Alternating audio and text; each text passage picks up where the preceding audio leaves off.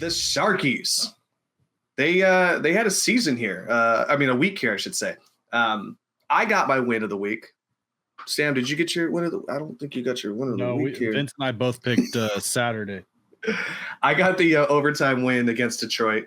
Something in my bones tell me this is the one here. And Macklin Celebrini gets the game-winning goal in overtime. William Eklund had 2 goals. Tyler Toffoli and Luke Cunnin also chip in here for a 5-4 overtime win. 16 out of 20 saves, an 800% save from Blackwood. I mean, the guy's been amazing. He's literally been just goaling on his head here. So I'll take that. We do go into Wednesday against Dallas and take the L there 5-2. And then we also lose here to St. Louis in a shootout 3-2 on Thursday. That was Askarov's debut. Unfortunately, he makes a bonehead decision of trying to dump the pass at the behind the net and then gives it right to St. Louis, and they dump it right into the goal there. So the big one, the one that you and I watched together here, was the Buffalo game on Saturday, which happened to be your guys' win of the week. Vince was at that game. It was the Joe Thornton jersey retirement game. Game looked good, man. It looked solid throughout 2 periods. You and I were kind of, chit-chatting and hopeful. Yeah, we were screaming at the TV and we saw something that was, could be a potential thing there. On the bus. Fell off in the third there. We lose 4-2, unfortunately, on that one there. But, hey, you know what? Macklin Celebrini looked good again. At this point, it's not a shock that he looks exactly like the number 1 player. That's exactly what we expected out of him. And he almost had 3 goals that game, man. He wanted it with Thornton being his roommate, so. I mean, there's that one where he reacted like how, and it was just an amazing, amazing save. Like bounced and then the guy caught it, backwards, fell, like it like fell and he's like twisting and grabbing the puck. So they're 6-12. They're almost last in every statistical category, but I said this about the NFL a couple weeks ago is like when you have a young team, especially a young quarterback, losing looks a lot different because you're like, damn, that quarterback flashed in that one quarter or on these 4 or 5 plays, like they were competitive, right? We're just a player or 2 away.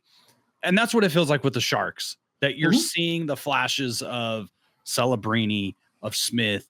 Eklund has been really good. Granlund has been really good. There's been a lot of players that have been really good, but they're a young team. And a lot of these almosts are going to be goals. And you talked about Askarov. He was I think 2 months in a row, he was the goalie of the month or something like that. Yeah, for the Miners.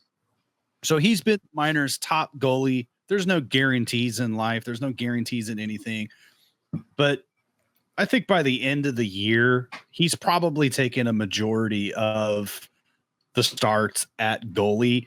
And he's showing extreme promise. And there's a bunch of other guys in the Miners that are showing a lot of promise. So I think like right now, I know the wins aren't happening like some people have hoped. I think for our show, we've been pretty honest about like, hey, don't expect a lot of wins right now. Expect a lot of competitive losses that hurt, but it's next year and beyond. It's that third year that you're really looking for that exponential growth. I think they could be really good, man. Given injuries, no career ending injuries, things like that. You have a shot to be really good. They have a lot of talent in the system. We've talked about this at the beginning of the year when Vince was on the show, that next year or even the year beyond, you're going to have a system so deep that it's going to allow you to make trades and bring in another superstar if for whatever reason these guys don't work out or you just need another guy. Clearly they need a superstar defenseman. Like that's like their defense is, there's a lot of plays given up on defense, but they have opportunity. They got the cap room.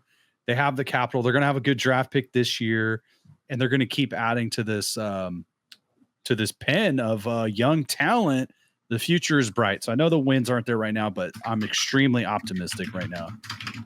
Papa G's in the chat here, and I just want to, kind of reference some things here. I know we're going to circling back here, but I apologize. I had asked him a question earlier if he would trade Bosa, and he said not in the short term. He said check his QB pressures this year. The sacks are down, but the pressures are there. So I just want to give you a shout out. I was listening to your chat there. Just got a little sidetracked there.